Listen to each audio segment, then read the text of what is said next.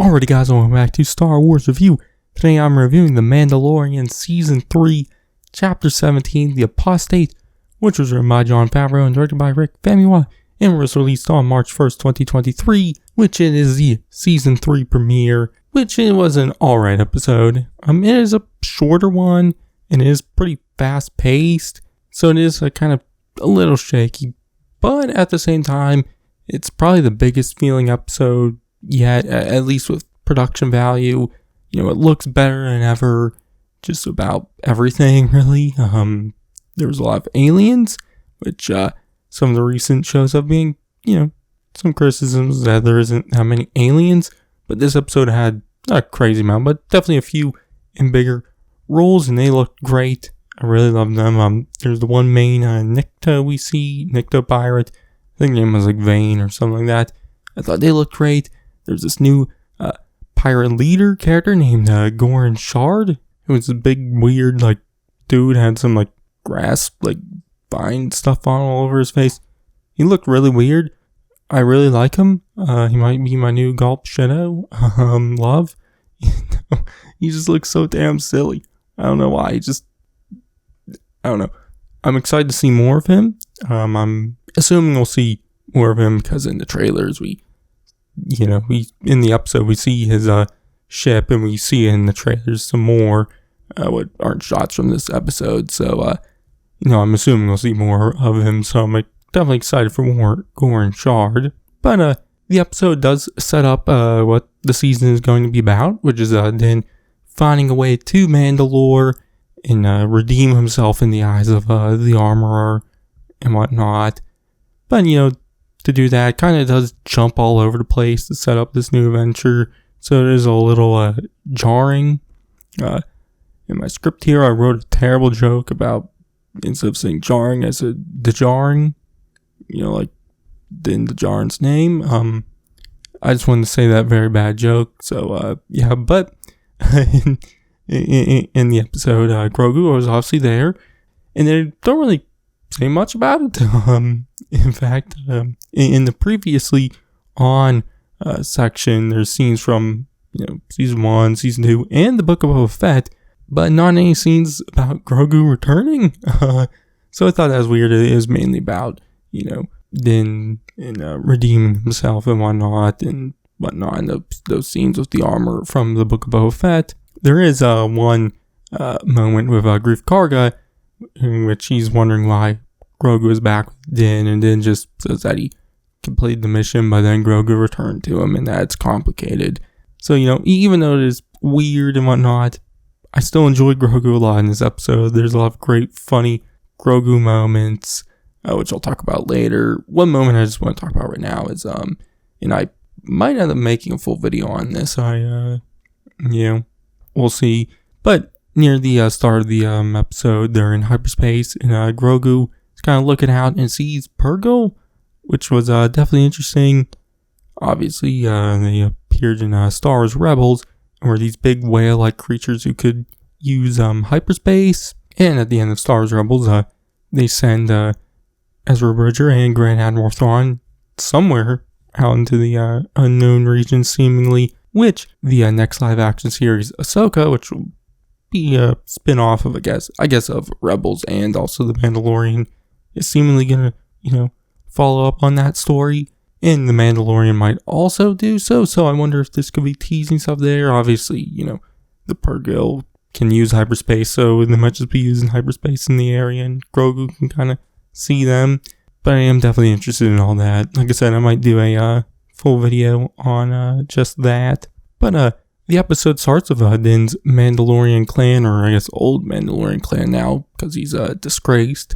They're now on some desert planet. It seems like they've kind of built themselves back up.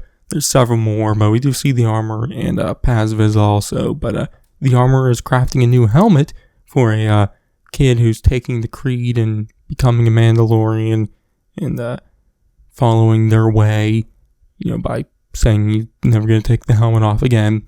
But they're in this desert, and there's water, and they're in the water area, and this big sea creature attacks them.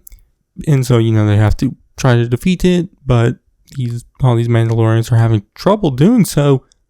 But Din then comes in and is N1 starfighter and saves the day by shooting at it. And then lands. You see him in the cockpit, and then Grogu just pops up and is like, hey, I'm back. Which, I do like that. Just like, no explanation. Just, yeah, there he is. Go watch our other show. But we then see Din talking to the armorer, who is not happy to see him. But Din pulls out this crystal he says is from Mandalore, which has some sort of Mandalorian inscription on it, which Din says he got it from Jawas, who say they got it from someone who went to Mandalore. So, Din says if someone went there, that means Mandalore isn't poison. So he could go back there and redeem himself, which beforehand, like the armorer is saying that Mandalore is poison and that he won't be able to go there to redeem himself. But this convinces the armorer, who just says, this is the way. And so Din and Grogu leave and they head to Navarro, which along the way is when, in hyperspace, is when Grogu notices the Purrgil. But he's like in his, upper low pod thing, but he's able to just climb down in with Din into the cockpit area. And in this moment, he just climbs down and just lays with him, which was a cute moment. But they get to Navarro, which once again is looking great. Obviously, we've seen a bunch in the trailers and whatnot, but I do want to mention that it is much bigger and better looking than before. But Din and Grogu are walking through the town and they pass IG-11's statue. And Din asks Grogu if he remembers him, which Grogu seemingly does. But then Greef Karga comes out to meet them, which he's now the High Magistrate of Navarro. And he's got a new outfit, even cooler looking than before. But he's got a little cape thingy, and there's some like droids who like are carrying it for him so it doesn't touch the ground, which I thought was a funny moment. But Greef takes him back to his office where he tries to get them to settle down on Navarro. There was a funny moment where Din reveals Grogu's name to Greef, and Greef is like, come again, and Din says like his name is Grogu, and Greef is like, what if you say so? And instantly doesn't care and wants to show Din some more property opportunities. But Din turns him down, telling him that he has other stuff to do, which Greef says that he thought he completed his mission with Grogu, which Din then explains that, what's going on with Grogu and whatnot, and how he did, but Grogu returned. But Din also mentions that he removed his helmet, so now he's in Apostate, which Greef is like, perfect, that's more the reason to stay on Navarro. But Greef's protocol droid interrupts them by saying there's pirates in the courtyard, so Greef and Din go and deal with them, which these pirates, including that Nikto I mentioned earlier, Vane, want to go inside the skull, which used to be the cantina, but Greef, tries to talk them down. Vane asks if Greef has gone soft, but Greef shows his blaster, and eventually Vane pulls his blaster, but Greef shoots him in the hand, dropping it, and Greef tells them to go back to their leader, which is Gorn Shard. But the other pirates start to pull their blaster, but Din and Greef are faster and they shoot and kill them. But Greef leaves Vane alive, so he can go back to Gorn Shard and tell him how Navarro is a respectable place now. But afterwards, Greef tells Din the truth, and that he wants him to stay on Navarro because he needs a new marshal, which Din does ask about Cardoon, which Greef says after she captured Moff Gideon, she went off with the New Republic, which Din asks about Moff Gideon also, which Greef says he was sent off to a New Republic War Tribunal, which I would assume we'll see more of Moff Gideon later in the season. But Din turns down Greef's offer, and Greef, accepts it, and Din is making like he's not there to do that, and is there for business, which Greef is like, I didn't know you were here for business, which he asks him what they can do, which Din points at IG-11, saying he wants to bring him back, so he can have a droid he can trust to help him explore Mandalore, which Greef is hesitant about it, but they get all the parts from the statue, and Din tries to revive what's left of IG-11, and it does work, but IG-11 has gone back to their old programming and starts attacking them, so they have to take it out, which Grief's protocol droid is the one to do it. They push a bust of Grief's head onto IG-11's head, so obviously Din still wants IG-11, so Grief takes Din to some Anzellans to see if they can fix up IG-11, which I love. This moment is, I don't know, just so funny. The Anzellans say that it's broken and unfixable, which we see the room they're in, and it's super small, but Din is in there and just can barely fit. But at first he doesn't fully understand what the Anzellans are trying to say, and Grief is outside, kind of kneeling down, looking in, saying what the Anzellan is saying. But after a while, Din is understanding what they're saying, but Grief keeps repeating it, which I just thought was funny. But I loved all the lines. The one Anzellan was saying, at least in the, English or basic in Star Wars terms, every line was gold. I just loved it so much. But they say that IG-11's memory circuit is broken, and they don't have a new one, which Din says if he can get a new one, could they fix IG-11? They're like, yeah, we can, which I thought was funny. Also, one moment where we see Grogu trying to, I don't know, he picks one of them up. I don't know if he's trying to hug them, hold them, eat them. I don't know. It was funny. But the funniest part to me was after Din, stops Grogu, then one Anzellan who was picked up is like, that was crazy. I just love that line. It was just so funny. I love these Anzellans, and hopefully, I'm assuming we'll see more of them later too. But Din now has a new mission, which is to find a working memory circuit. So Din leaves Navarro, which Grief says farewell. One thing he does say is that if the Anzellans don't have the memory circuit, no one will. But I think I know where Din's gonna go. He's probably gonna go to Tatooine and ask the Jawas for it, because in the Book of Boba Fett we saw him when him and Peli are building the N1, just ask for parts and they'll just get it. And also that Mandalorian crystal thingy he says he got from Jawas too, so that's what I think is gonna happen. But in space, we see Din trying to teach Grogu kind of how to navigate the galaxy, showing him the hyperspace map on the N1, and also the enemy detector thingy, which right when he's showing Grogu it, those pirates from earlier try to jump him, and so, beeps and whatnot. So there's a little space battle, which was great. I loved the space battle. We haven't really gotten many in The Mandalorian. In fact, really not at all. They've just been kind of smaller, maybe just one ship, but now with the N1 Starfighter, it's a little smaller and a little quicker, so there's a lot more opportunities for space battles.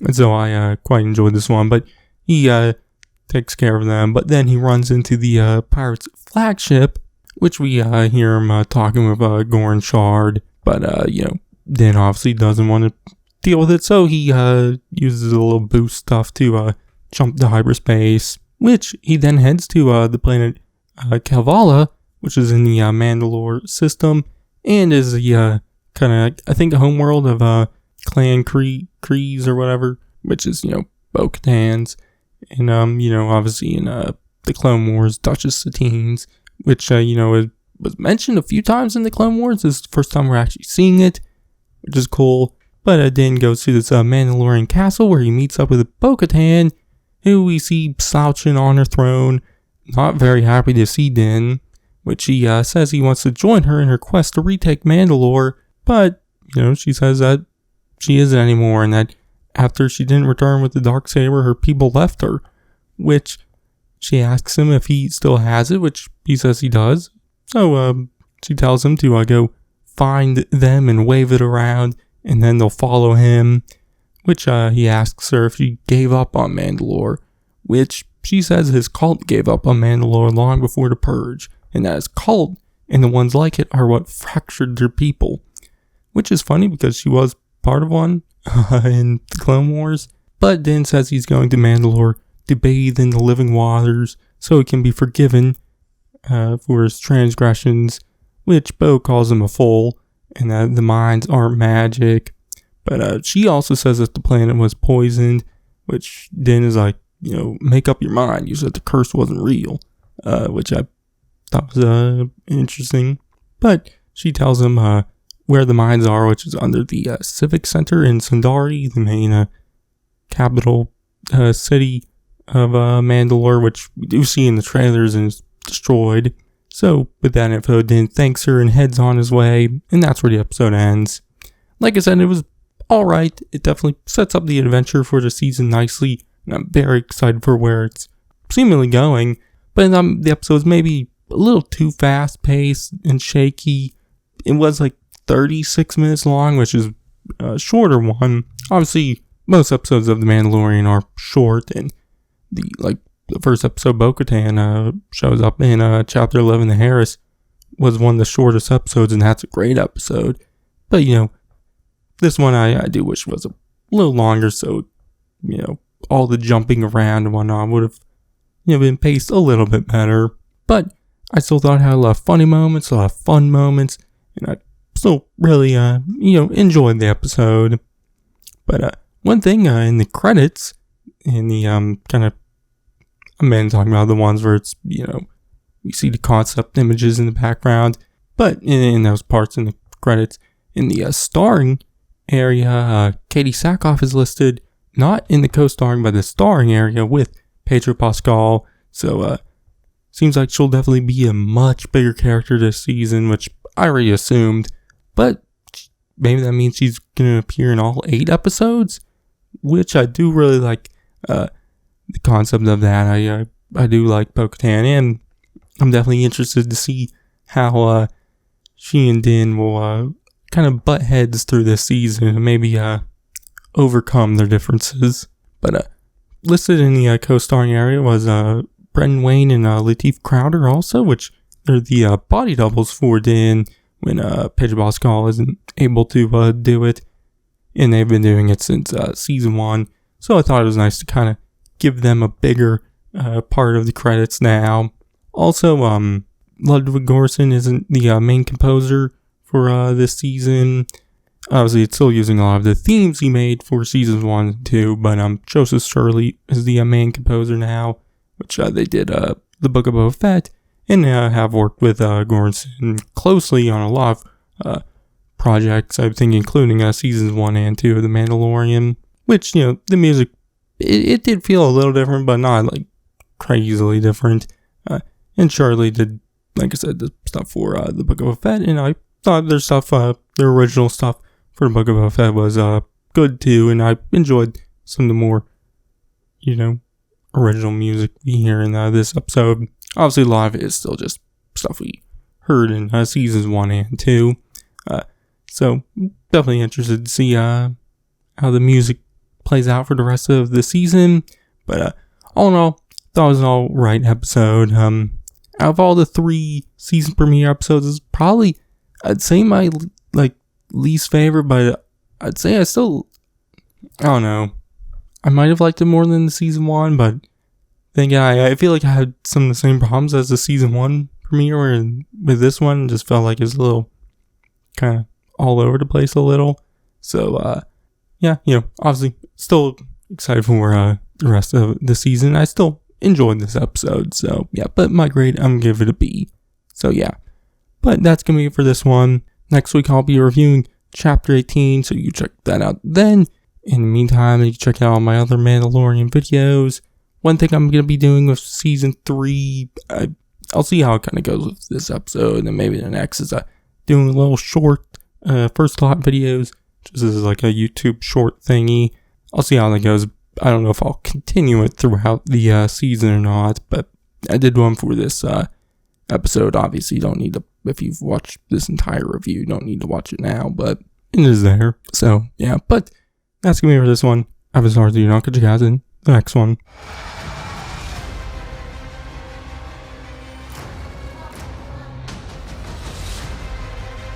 Your cult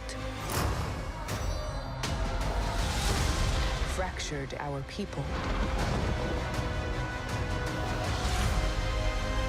Where were you then?